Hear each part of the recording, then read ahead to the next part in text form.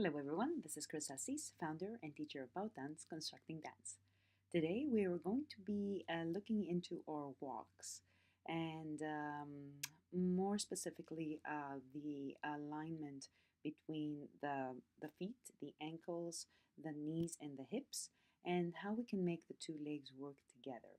So this is going to take a few videos, so it's going to be a series. Um, I want you to uh, take it very slowly. Uh, don't try to take away any preconceptions, any set tango images that you might have, and just start to notice what's happening, how your body is responding. If this is a response that you feel comfortable with, if it's a response that you feel good with, and based on how it makes you feel, uh, keep on going with your practice. So there are, for example, some very simple questions that are very, though, fundamental and nobody really asks. If, for example, a tango walk is like a normal walk only, like an everyday walk only with nice posture, then why do we need to bring our feet tight together? Do they need to actually be tied together, or can they be sort of can they be just close to each other so we don't look like we're coming from the wild wild west or something like that? So or is it my posture always set? We've talked about this in previous videos. Are my hips square? What does square exactly mean? um, are my shoulders square? And again, there too, what does square exactly mean? So all these things, put all these rules under the microscope. Um, some of the answers you will have them through this video, but most of the answers you can find them yourselves. Believe me, you can. And if you followed the if you followed Bow Dance for some time, if you follow the list where you found this video, sorry, where you found this video, you will see that there are many other videos that refer to all these rules and make you focus on what your body is is made to do, how your body is made to move, and not uh, the rules themselves. So this way we can help ourselves rediscover the rules and understand them better, so we don't really have to remember them. You don't have to think about it if it's already in your movement. So uh, take a moment, many moments.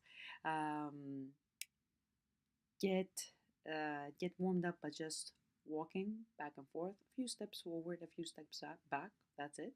Start to pay attention to things that feel uncomfortable, and then dive into the video.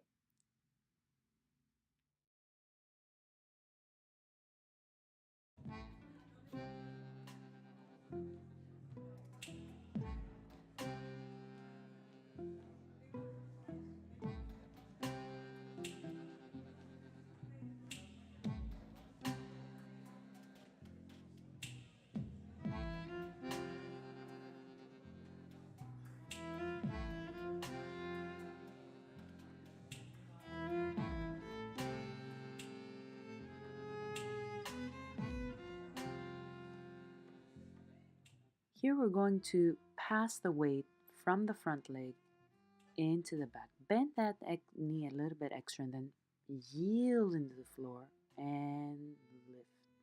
Push back and lift to collect. So we want to feel how we're really managing that weight and how the two legs can work together to make the transition as smooth as possible. So notice when the front leg pushes, what happens to the free leg, and when you hit middle and your weight is split, what's going on there. And then when you transfer a little bit more weight back, what's happening there. And lastly, but very importantly, don't push away from the floor. No, reach into the floor to rise. Notice also what that means for your hips. Allow the hips and the spine to move like they were built to move. Try not to set them in a specific position. Just let the spine move naturally, and you can place your hands like I have so you can take the details from that movement. You're going to need it when we finish off our practice. We're going to do the same thing when doing forward steps. You can go as fast as I'm going right here in this video, or you can slow it down the same way we did when we were doing our back steps, but the rules are exactly the same. So the leg that's holding your weight is the one that propels you forward, and then the one that is receiving your weight is the one that needs to be ready to ground you to the floor, so you're not going to feel that you're going off balance. And the new free leg is coming in a swing, completely free, swinging through and stepping again. So that relationship is something that you need to manage for your steps to become smooth, effortless, and elegant.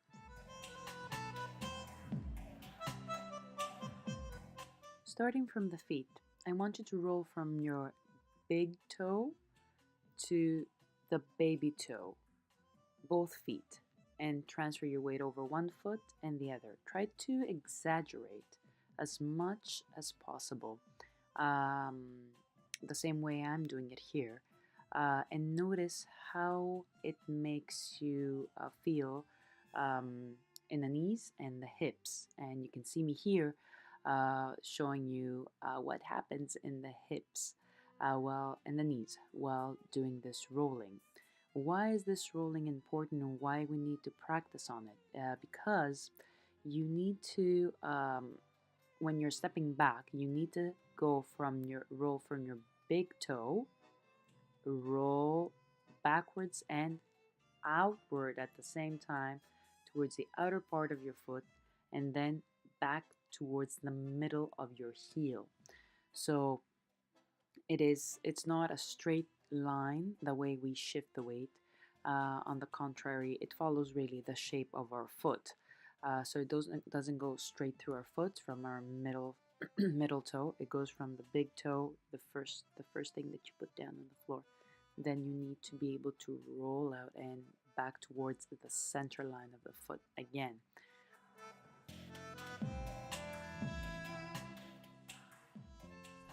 So we put that into movement, into our back steps, and we start to notice what is happening in the upper body. So our knees are absorbing that shift, our hips are absorbing that shift, and that creates, as you remember, a three-dimensional movement. So your pelvis changes in this direction, and in front and back, in this direction, yeah, like a little swing. It's not as big as I'm showing you with my hands, but you should be feeling it, especially as you're stepping back. And the back step is a bit more evident because we're more focused.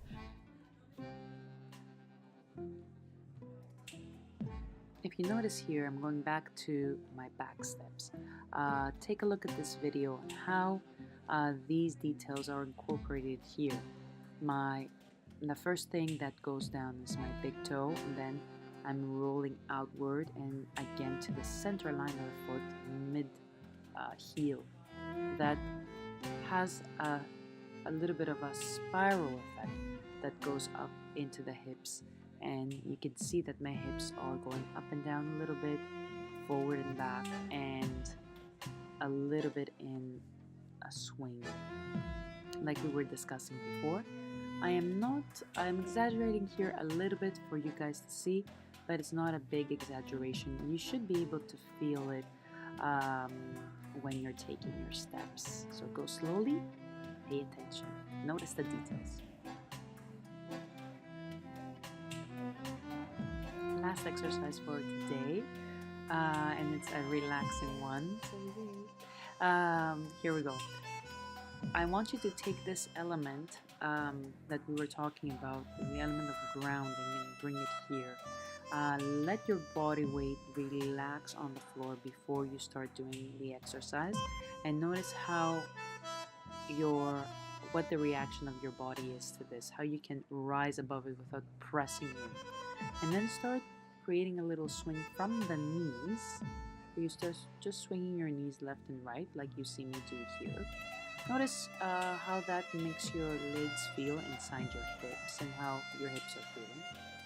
Then starting to create that same twist from the hips.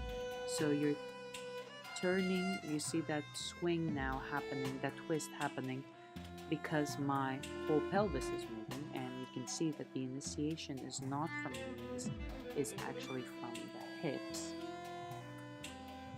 And then slowly and with great care, I want you to focus at the very, very end of your spine, at the tailbone, and create the movement from there. Notice how this now is a little bit softer than before, and the curve of the twist is a little bit deeper.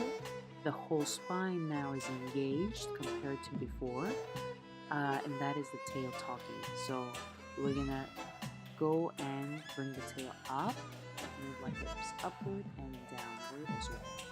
So we went in a twist, and now we're going up and down. It's gonna take some time for you to find it, but you'll notice a great release. And then extend one leg. Notice how that movement makes the two legs feel, how it makes your spine feel, how it connects to the movement of the tail that we were exploring before. Bring the knee back in. Notice how your tail and your hips can help you with that gathering, and then extend the other leg.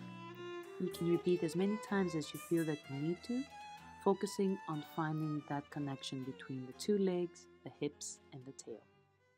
We try to find the movement internally, more from the bones and less from the muscles. So we start moving our feet, we start taking our forward and back steps, always looking at that simultaneous action between what our legs are doing, what our hips are doing, what our shoulders are doing. Like some of you notice, there is a gentle rotation in the shoulders, that we're not square. There is this gentle tilt in the pelvis. So you're gonna find these details and tips at the bottom of this video. Try though to find them in your movement. If you have any questions, either leave a question at the bottom or send me an email. I'll be more than happy to help you as much as possible as I can through email.